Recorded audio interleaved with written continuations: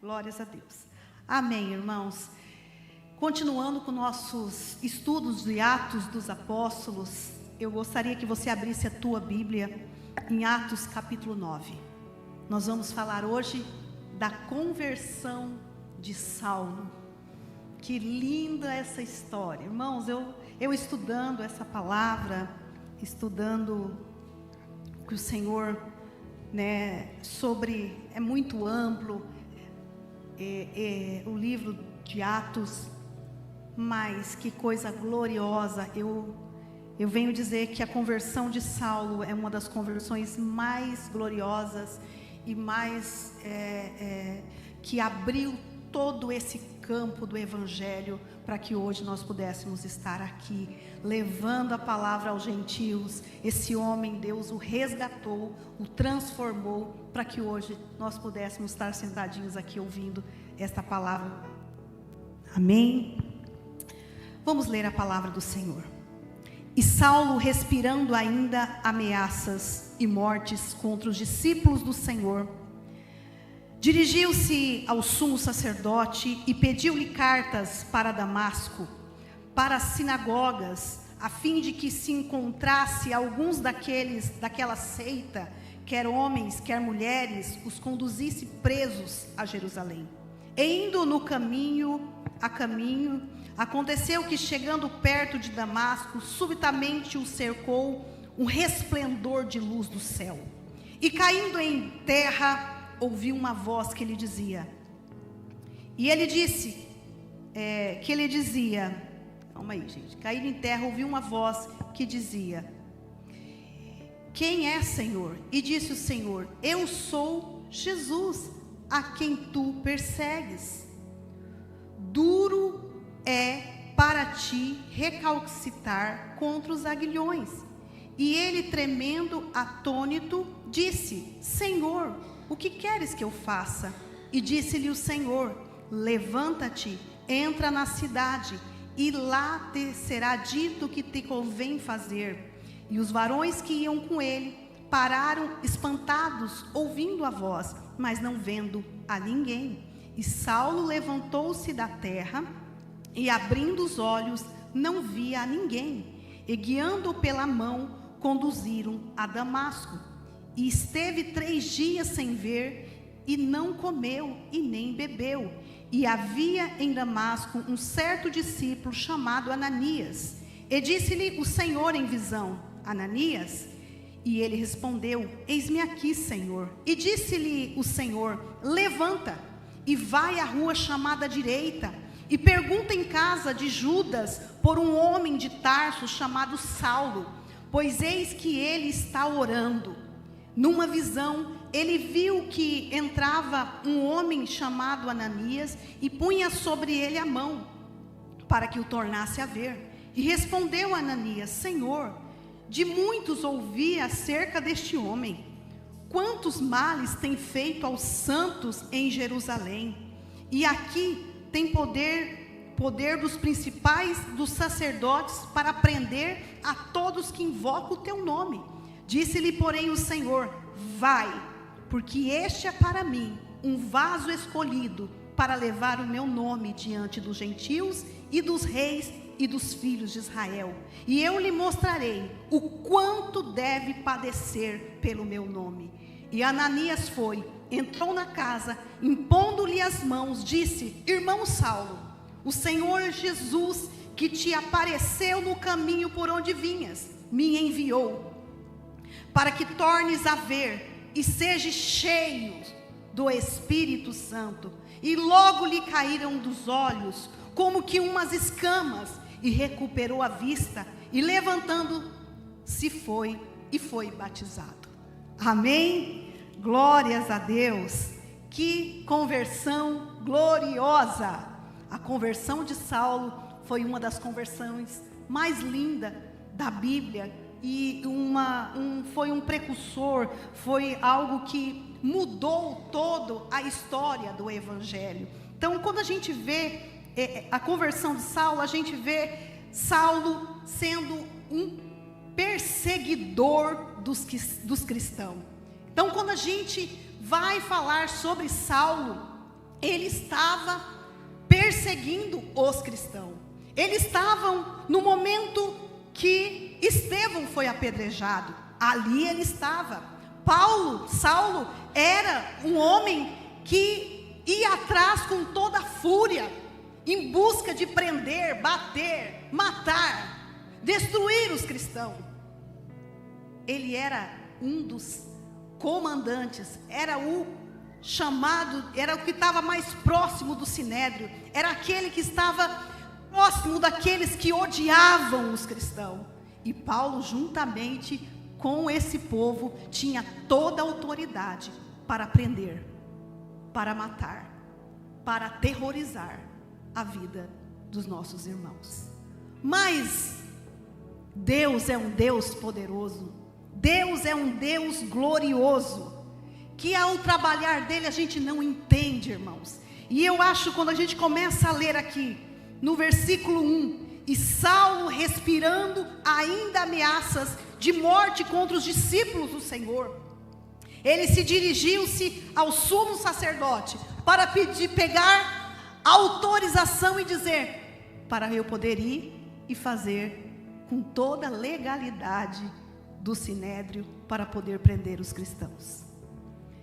E quando a gente vê que ainda ele respirava, e essa palavra ainda, irmãos, é que ainda ele estava perseguindo os cristãos, ainda ele continuava perseguindo. E esse ainda é porque esse homem já tinha uma fama no meio do cristianismo, no meio do povo cristão. E a Bíblia diz que ele respirando ainda.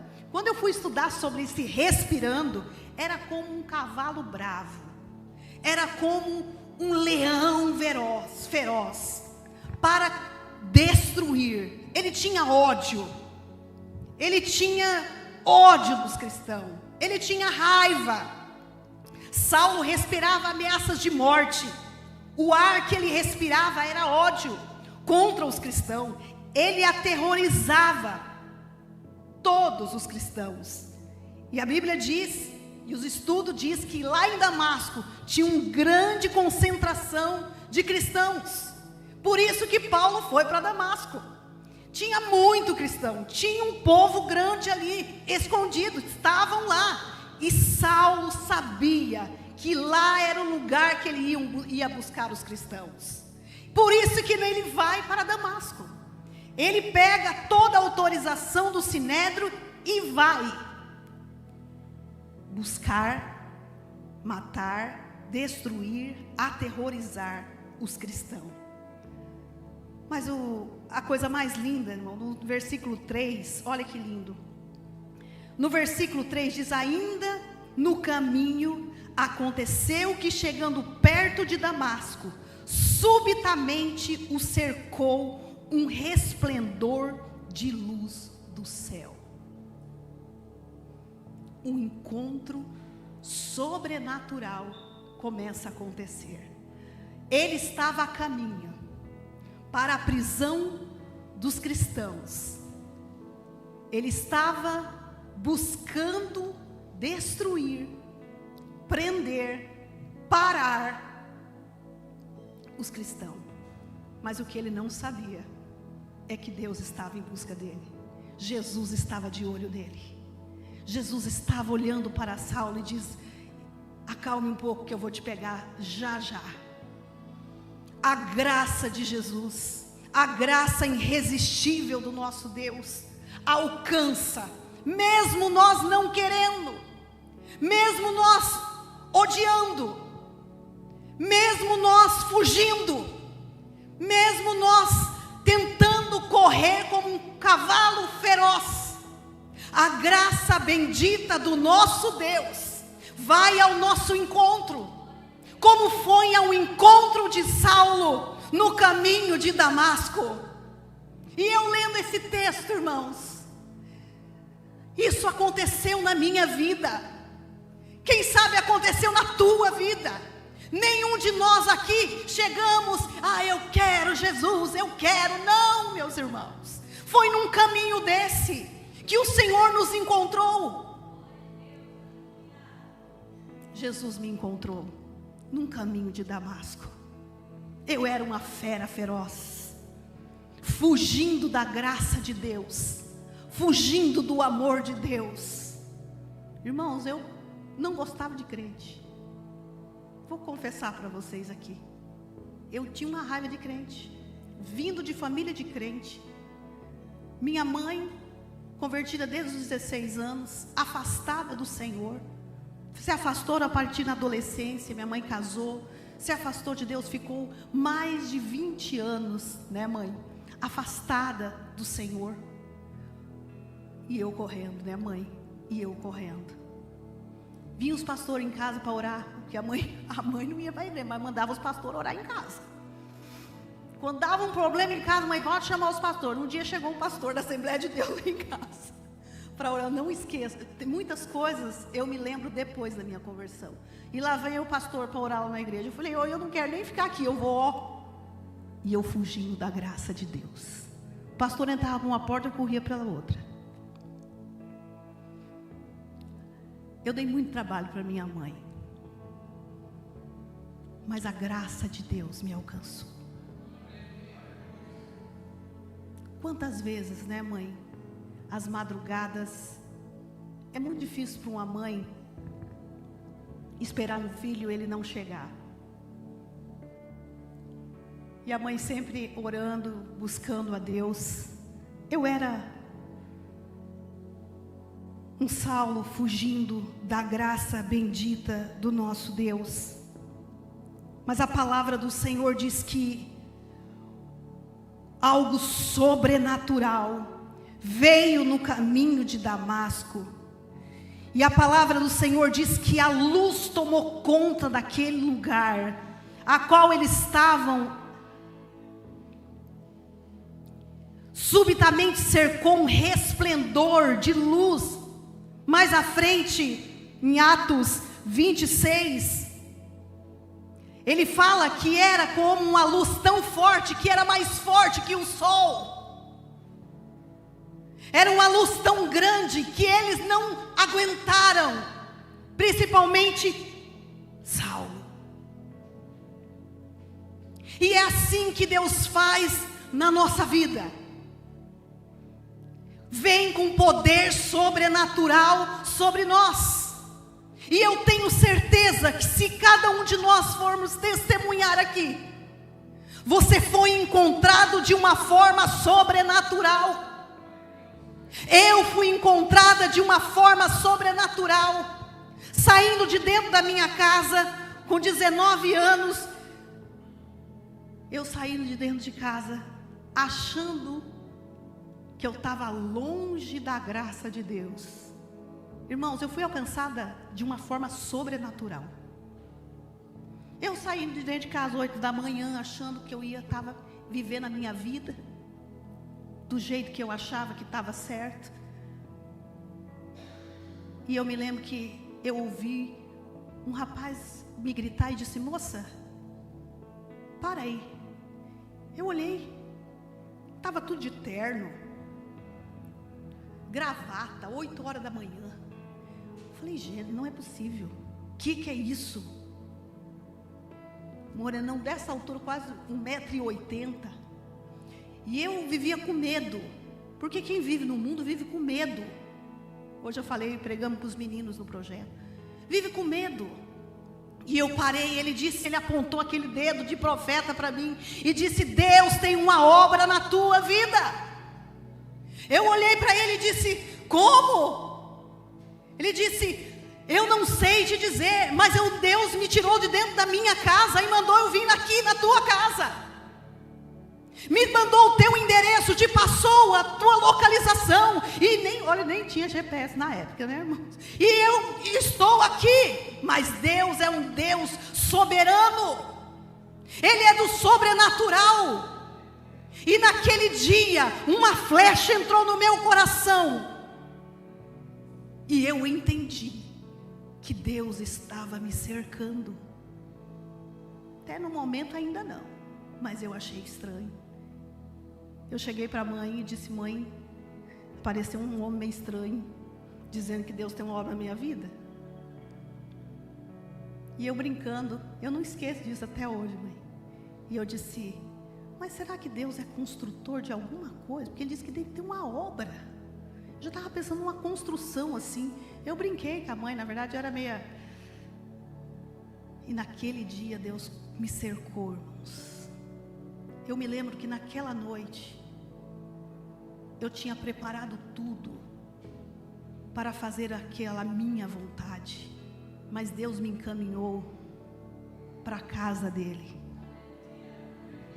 Naquela noite eu entrei dentro da igreja Assembleia de Deus, a terceira igreja Assembleia de Deus de Umuarama, há mais de 25 anos atrás.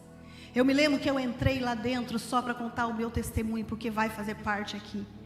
Que eu fiquei no último banco, escondida, achando que a graça de Deus não ia me encontrar. E foi algo tão lindo, irmãos, porque Deus preparou o dia da minha conversão. Era uma festa, era um movimento de jovens, tinha tantos jovens. E eu me lembro que eu sentei no último banco e disse, aqui ninguém me vê, mas a graça de Deus te alcança, Deus te vê. E eu me lembro que naquele momento, pastor, eu estava pensando, o que eu estou fazendo aqui?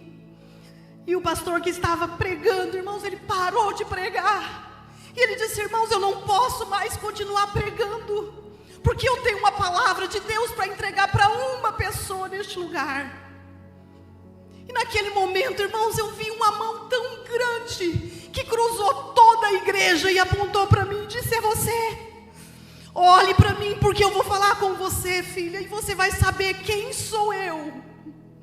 E naquele momento, irmãos, algo sobrenatural aconteceu. Esse homem eu não tinha visto nunca. E ele disse para mim, filha, aquele rapaz foi um enviado meu na tua casa hoje, porque eu tenho uma grande obra na tua vida. Você é escolhida desde o ventre da tua mãe, e vai passar 1 dia, 2 dias, a tua vida vai ser transformada. Irmãos, eu me lembro que naquele momento eu senti algo tão forte sobre mim, e eu pensei, Deus fala com pessoas. Como Deus fala com pessoas? Eu via Deus numa dimensão tão grande, como Paulo não imaginava que Deus, o próprio Senhor, ia de encontro com ele no caminho de Damasco. Mas naquele momento eu olhei para as minhas mãos, eu vi corrente nos meus pés.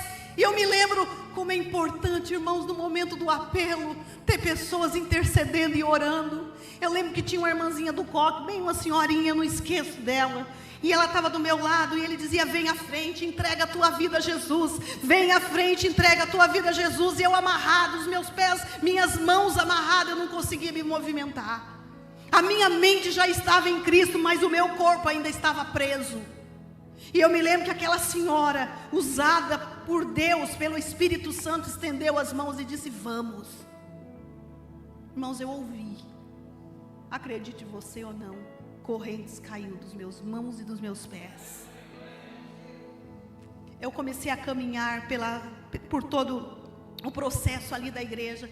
Fogo estava dos meus pés, subia. Eu estava passando por um processo de libertação. Eu fui liberta, eu fui transformada. Paulo, no caminho de Damasco, uma luz do céu brilhou e o derrubou. Jesus falou com ele, dura coisa é recalcitares contra os aguilhões. E nisso eu preciso parar.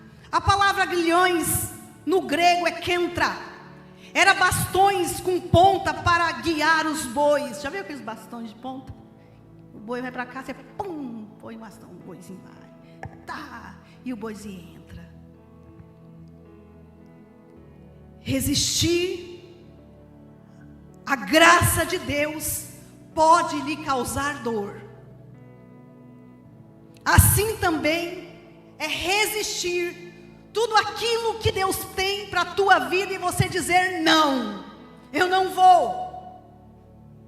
Paulo estava agora vendo o que ia ser difícil. E o Senhor disse: dura coisa é você resistir aquilo que Deus tem para a tua vida, Saulo. Não resista. É como um cavalo bravo que fica esperneando, e o Senhor diz: aponta, é para cá. Não resista. Naquele momento, aquele homem que parecia tão forte, que respirava ameaças de morte, estava caído, cego, totalmente dominado pela graça do nosso bom Deus. Nunca duvide o que Deus pode fazer na vida de uma pessoa. Nunca duvide do que Deus pode fazer na vida de um homem e na vida de uma mulher. Pense aí em alguém que você acha tão difícil. Pense em alguém que você acha essa pessoa é dura de coração. Ah, Senhor, será que um dia essa pessoa vai se converter? Será que um dia esse homem vai se render? Nunca duvide da graça poderosa do nosso Deus. Deus é um Deus que salvou um perseguidor. Deus é Deus que foi ao encontro de um homem que perseguia a igreja.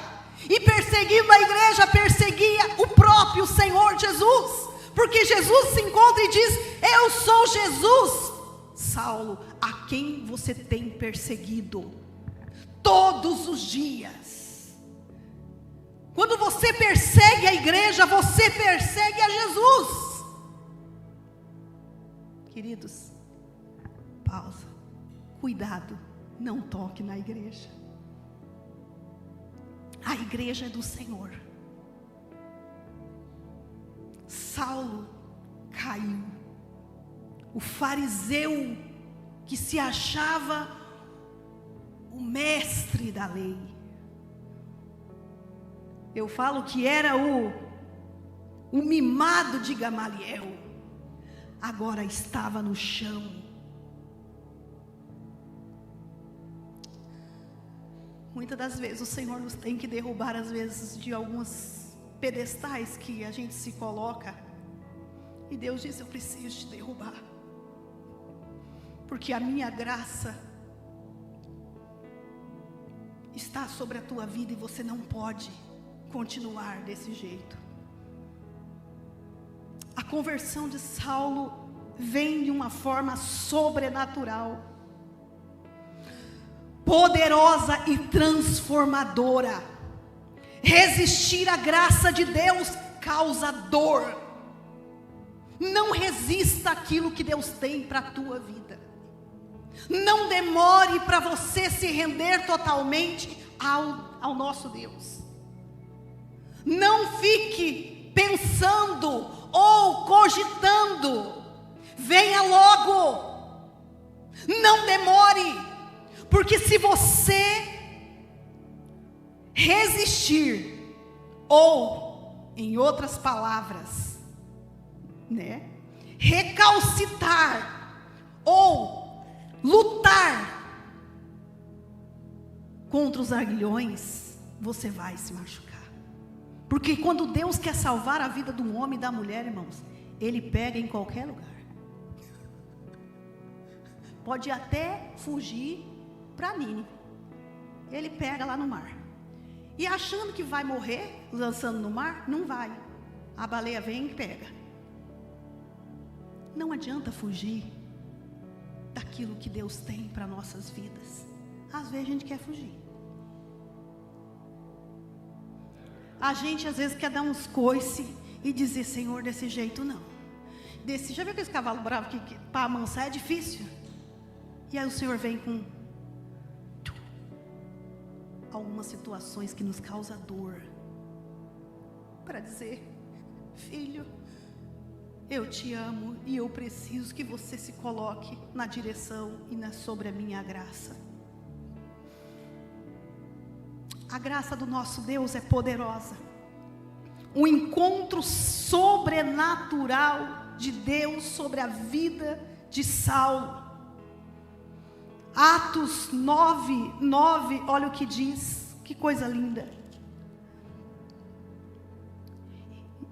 Este esteve 3 dias sem ver, e não comeu e não bebeu.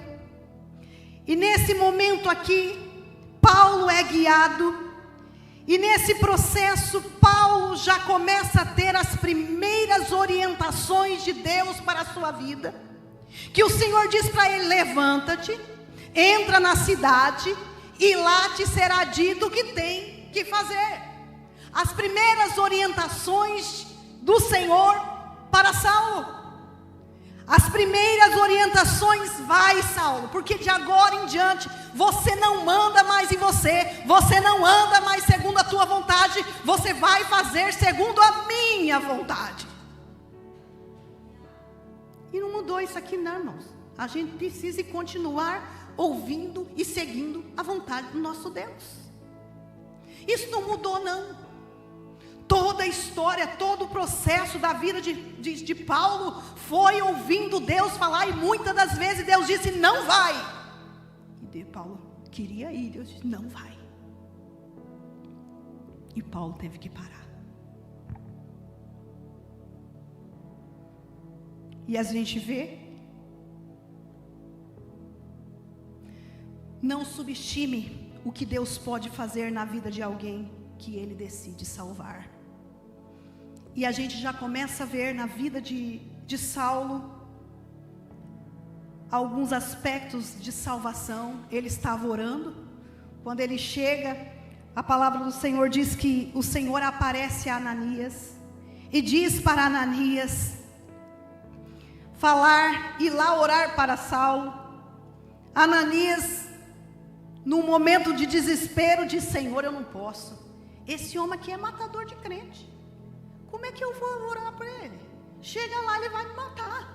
É uma emboscada. É uma emboscada, Senhor. É uma emboscada, eu não posso. Mas a palavra do Senhor diz que Deus fala com Ananias e diz: meu filho, esse é um vaso, vai, porque este é para mim um vaso escolhido, para levar o meu nome diante do gentio, dos reis e dos filhos de Israel. O Senhor diz: não tenha medo, porque Ele é meu escolhido, Ele é separado, Ele tem uma obra, Ele tem um projeto. Eu tenho um projeto na vida de Saulo, e Ele vai ver o quanto ele vai sofrer, por amor ao Evangelho e por amor a mim. De perseguidor, ele se torna perseguido. Irmãos, de perseguidor ele se torna perseguido. Mas em Atos 9, 10 ao 17, eu gosto muito desse processo de Ananias, porque todos nós precisamos de um Ananias na nossa vida. Todos nós precisamos de um Ananias. Ananias foi obediente. Deus usou para curar e orientar a Saulo. Todos nós precisamos de um Ananias na nossa vida. Se lembra aí quando você se converteu, quem te colocou do lado? Sempre Deus prepara um Ananias na nossa vida. Deus sempre prepara pessoas ao nosso lado para nos orientar, para nos ensinar. E agora Deus usa Ananias para orientar Saulo, orar por ele e curar ele. Todos nós precisamos. Às vezes somos Saulo, clamando por socorro. Outras vezes somos Ananias, instrumentos de cura. Você tem sido um Ananias na vida de alguém? Você tem sido cura na vida de alguém? quando a gente olha para porque esse processo da conversão de Saulo, eu tive muitos Ananias na minha vida, que me orientaram, que cuidaram de mim, que me ensinaram e que foram cura na minha vida. Você tem um Ananias na tua vida? Pessoas que são cura nas nossas vidas. Tem gente que é cura. Tem gente que não precisa falar muita coisa, mas só orar por nós já é bênção. Nós sempre vamos precisar de um Ananias. E às vezes, nós somos um Saulo, precisando de cura, precisando de restauração. Glórias a Deus. Agora nós vemos, eu gosto muito desse processo de Ananias, porque ele foi corajoso, irmãos. Primeiro ele teve muita coragem, porque eu não sei se a gente teria coragem, sabendo quem era Saulo. Mas ele ouviu, obedeceu e foi. E quando ele chega na casa, ele encontra Saulo orando. Saulo agora já não é mais aquele Saulo. Agora ele é um crente de verdade, porque um dos sinais da vida de um crente é a oração. Irmãos, eu orava tanto quando eu me converti. Não que agora eu não oro, né, irmã? Mas não orava agora tanto igual eu orava. Um dia a minha mãe disse: você vai ficar louca, né, mãe? Você vai ficar louca. Você ora dia e noite. Irmãos, porque não tem como a gente encontrar uma graça tão divina dessa e nós não queremos ter intimidade com o nosso Deus. É impossível nós vermos a gloriosidade da majestade do nosso Deus e nós simplesmente não fazermos nada. Porque um dos sinais da vida de um crente convertido é a oração. Se você não ora, começa a rever a tua vida. Se você não tem um processo de oração, irmãos, não estou dizendo que você tem que ficar todos os dias de joelho, 2, 3 horas por dia, seria ótimo. Mas você precisa ter intimidade com Deus. Porque um verdadeiro salvo, encontrado pela graça dele, ama estar com o Pai, ama estar com Jesus. Eu amo meu Senhor. Eu amo meu Senhor. Eu digo que eu encontrei o melhor amor da minha vida. É impossível, irmãos, a gente resistir a essa graça. Não tem como. Chega a ser impossível. Aleluias, glórias a Deus. E ele encontra Saulo orando. E ele estava 3 dias sem comer. Ele também estava em jejum. Ele estava em intimidade com Deus. Ele estava em momento a sós com o Senhor. Um homem que era um matador de cristãos. Um homem que era o terror dos cristãos. Agora esse homem está totalmente rendido em oração e em jejum. Tem como a gente duvidar do que Deus pode fazer na vida de uma pessoa? É por isso que nós temos casa de recuperação. É por isso, meninos, que a gente acredita na recuperação. É por isso que nós não desistimos. É por isso que a gente não desiste da vida de ninguém. Porque eu creio na restauração e na transformação na vida de um homem e de uma mulher. Nunca duvide do que Deus pode fazer na tua vida. Para finalizar, pense aí em alguém que você acha difícil. Analise no teu coração alguém que você pensa: Senhor, esse não tem jeito.